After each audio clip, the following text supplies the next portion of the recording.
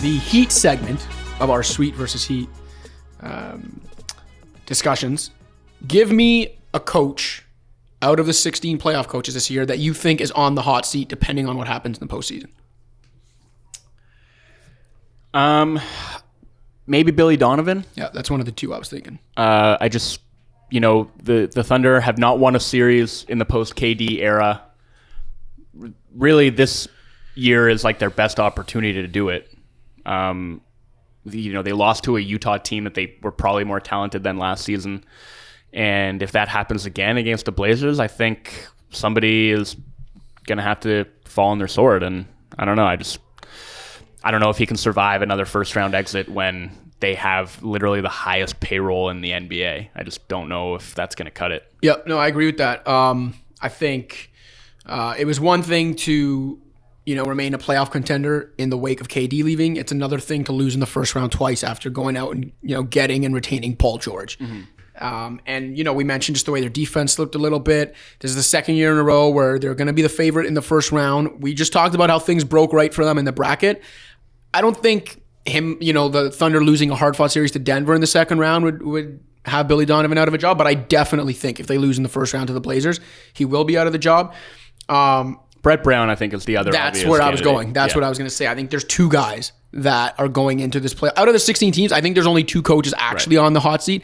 Brett Brown's the other one. The Sixers, the process was one thing. Getting to the playoffs was one thing. Winning a round last year and then losing to the Celtics, fine. They went out and got Jimmy Butler and, got rid of part of the process in doing that in Robert Covington and Dario Saric.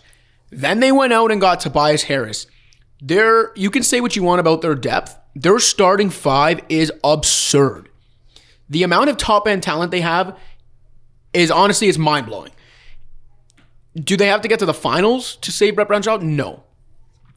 You could argue they don't even have to get to the conference finals. If there's a really good second-round series with the Raptors that goes 6 games, and the Sixers, continue to show those signs, maybe he keeps his job.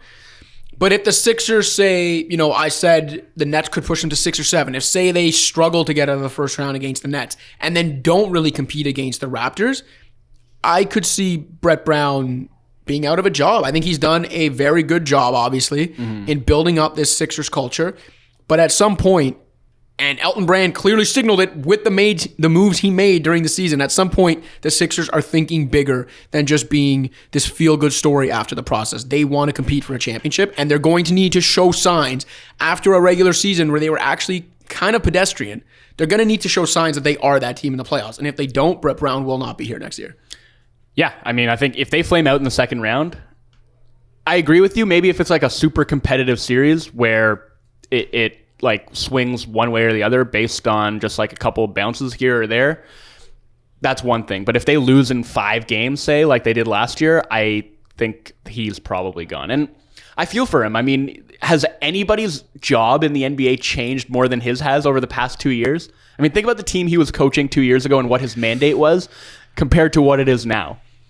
The expectations have just changed so dramatically in such a short period of time. And it's obviously been a huge adjustment. And tactically, there's been a huge adjustment just over the course of this season. Like, they turned over half their roster this year. So that's not an easy thing to do. But, you're right. Like, what do they have to show for those trades where they shipped out a lot of valuable assets? They have a worse record than they had last year. They have a slightly better offense, a considerably worse defense, a worse net rating, and are staring at the likelihood of losing in the same round of the playoffs. They've invested a ton in this season, and I just don't know if that's going to be satisfactory.